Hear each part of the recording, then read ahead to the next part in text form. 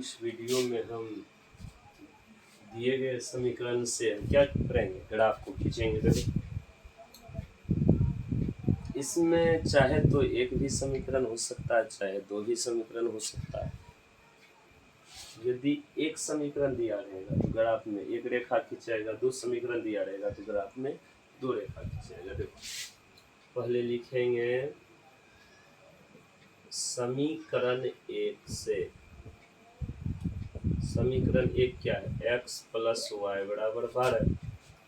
किसी एक चर पद को इधर बचा लो, x को बचा लेते हैं 12, ये प्लस में उधर भेज देंगे माइनस। अब y का वैल्यू रखते जाएंगे, x का वैल्यू अपने आप निकलते जाएंगे। यदि y बराबर 0 1 2 3 4 5 प्लस माइनस जो भी अपना मर्जी है वो रख सकते हैं, लेकिन वैसा वैल्यू रखना जो कि बिल्कुल आसानी से बन जाए। रखने का कोई भी रख सकते, दोनों भी।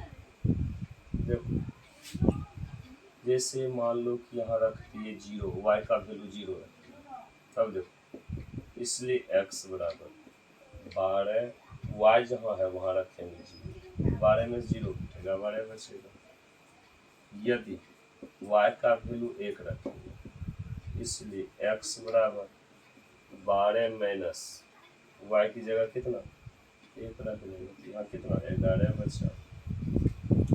कम से कम 3 को निकालेंगे। यदि y बराबर 2 रख लेते हैं, इसलिए x बराबर 12 घटा y जहाँ है वहाँ रख लेंगे 2, कितना बचेगा 10।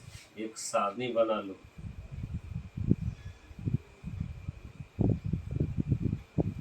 इसमें x इसमें y। पहला देखो y का वैल्यू रखे 0, x कितना निकला 12, y का वैल्यू रखे 1 तो x का वैल्यू कितना 11, y का वैल्यू रखे 2 तो x का वैल्यू कितना 10। चाहे तो आप इस प्रकार से भी डिब्बा बना सकते, या तो आप ऐसे भी बना सकते, जैसे आपके बनाने का मर्जी। देखो समीकरण एक को हल किए तो एक सारणी प्राप्त हो गया। दूसरा यहाँ लिख लेंगे समीकरण 2 से, समीकरण 2 से, समीकरण 2 है x प्लस 3y बराबर 10। फिर से वही काम, किसी एक चर पद को इधर बचा लेंगे, x को ही बचा लेते हैं, 10 प्लस में उधर जाएगा माइनस में। तब देखो फिर से y का वैल्यू हम रखते जाएंगे, x का वैल्यू निकलते जाएगा। यदि y का मान 0 रखते हैं तो इसलिए x बराबर 10 माइनस 3 गुना y जहाँ है वहाँ 0। अब देखो 3 गुना 0 करेंगे, ये हो जाएगा 0, 10 में से 0 घटेगा तो बोल लेंगे 0। फिर यदि y बराबर 1 रखते हैं तो x बराबर देख सकते हैं 10 माइनस 3 गुना, यहाँ इंटू का मतलब गुना, y जहाँ है वहाँ क्या रख लेंगे 1 तो 10, 3 गुना 1 3, 10 में से 3 घटेगा 7 बचेगा। यदि y का वैल्यू 2 रखते हैं, इसलिए x बराबर 10 माइनस 3 जहाँ y है वहाँ क्या रखेंगे 2, 10 में से 3 दूनी 6 घटेगा, कितना बचेगा 4। यहाँ से भी एक सारणी प्राप्त हो जाएगा। देखो x y,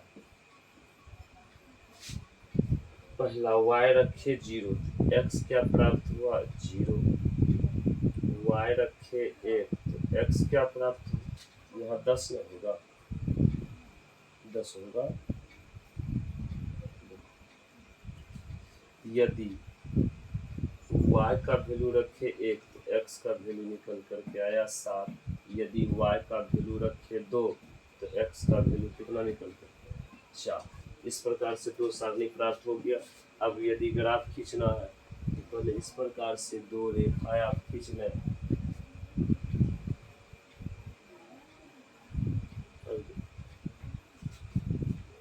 इसमें जो है ये दो रेखा जहाँ प्रतिच्छेद करता है वहाँ का निर्देशांक 0,0 होता है, या कह सकते हैं यहाँ पर x का भी वैल्यू 0 होता है और y का भी वैल्यू 0।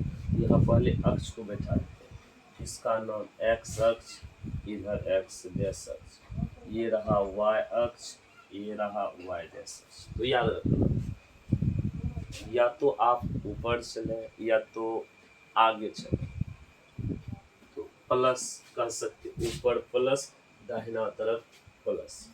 जब आप नीचे चलेंगे तो माइनस में मान, या तो बायां तरफ चलेंगे तो माइनस में। नीचे बायां तरफ माइनस, ऊपर दायां तरफ प्लस। तो एक्स का वैल्यू ज्यादा से ज्यादा कहाँ तक बैठा सकते? देखो 12, 11, 10, या इसमें 10, वहाँ है ज्यादा से ज्यादा 12 बैठा लो। 1 2 3 4 5 6 7 8 9 10 11 12। इधर भी 1 2 3 4 5 6 7 8 9 10। देख लो वाई में कहाँ तक रख सकते हैं ज़्यादा तक? 0 1 2 3, इसमें तो बस 2 तक रख सकते हैं, वो भी प्लस पॉजिटिव। अभी बताए कि नीचे माइनस, बायां तरफ माइनस, इसमें भी थोड़ा बैठा लेते हैं। -1 -2 -2 छोड़ो, -1 -2 -3, माइनस में तो है ही नहीं एक भी। अब देखो ग्राफ में इस बिंदु को कैसे उतारेंगे? एक्स लेना है 12, एक्स 12, इसको जब भी टिपेंगे तो या ऊपर जाएगा या तो नीचे जाएगा।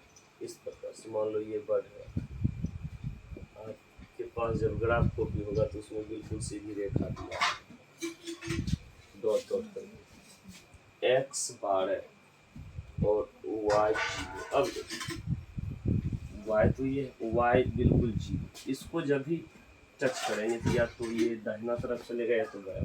तो जिधर एक्स रहेगा उधर ये जाएगा। समझो ये आया यहाँ पर आकर के, कहने का मतलब एक बिंदु यहीं प्राप्त हो गया। इस बिंदु का कुछ नाम रख लेते हैं ए। इसका निर्देशांक जब भी लिखेंगे तो पहले एक्स तब हुआ। एक्स कितना लिए थे? 12। वाई क्या लिए हैं? 0। एक बिंदु प्राप्त है। दूसरा बिंदु एक्स 11 वाई 1, एक्स 11 यहाँ पर है, मान लो इस प्रकार से बढ़ेगा ऊपर नीचे, और वाई कितना है? 1, वाई है 1। इसको जब भी टच करेंगे तो या तो इधर या तो एक्स इधर है, जिसका करने का मतलब यहाँ पर इस बिंदु से ये आकर के टच कर जाता है। इसका कुछ नाम रख लेते हैं कि इसका निर्देशांक हो जाएगा 11,1। अगला है एक्स है 10, वाई है 2। एक्स है 10, ये यहाँ इस प्रकार से, वाई कितना 2 आएगा लगभग, ये यहाँ पर टच कर जाएगा। इसका नाम रख लो सी, इसका निर्देशांक 10, इस प्रकार से। अब आप स्केल लेंगे 12 से, इसके लिए तीनों बिंदु मिला देंगे। मिलाने के बाद बिल्कुल इसको इस प्रकार से खींच लेंगे, होगा तो ये बाहर भी निकल जाएगा। अब देखो इस प्रकार से खींचने के बाद इस रेखा पर बाद में जो है ये समीकरण 1 का रेखा है। देखिए समीकरण 1 का, तो समीकरण 1 को इस रेखा के ऊपर दिखा देंगे बाद में। पहले इस बिंदु को भी उस पर उठाएंगे। एक्स लो 10, वाई कितना 0, ये तो या तो ऊपर जा सकता है या तो नीचे, और वाई जो है 0, ये तो यहीं पर आता है, एक बिंदु यहीं प्राप्त हो गया। इसका नाम रख लो, यहाँ के बिंदु का नाम डी रख लो। इसका निर्देशांक 10, 0। आगे देखो एक्स ले लो 7, ये इस प्रकार से बढ़ेगा। वाई कितना 1, कहने का मतलब वाई 1, ये यहीं पर आकर के मिल जाएगा। इस बिंदु का नाम कुछ रख लो, टी तक रखते हैं, इसका नाम भी आप जो भी लिख सकते हैं। 26 लेटर में आप कोनो भी लिख सकते हैं, ई रख लो। इसका निर्देशांक क्या हो जाएगा? 7,1। आगे देखो अगला एक्स है 4, एक्स है 4, वाई है 2। एक्स है 4, यहाँ पर 4 ऐसे करके बनेगा, वाह है 2, यहाँ पर आकर के कट कर जाएगा। इसका नाम रख लेते हैं f, इसका निर्देशांक 4, 2। अब देखो यहाँ भी तीनों रेखा बिल्कुल सीधा पड़ेगा, स्केल रख लेंगे, तीनों को इस प्रकार से मिला स्केल के सहायता से इस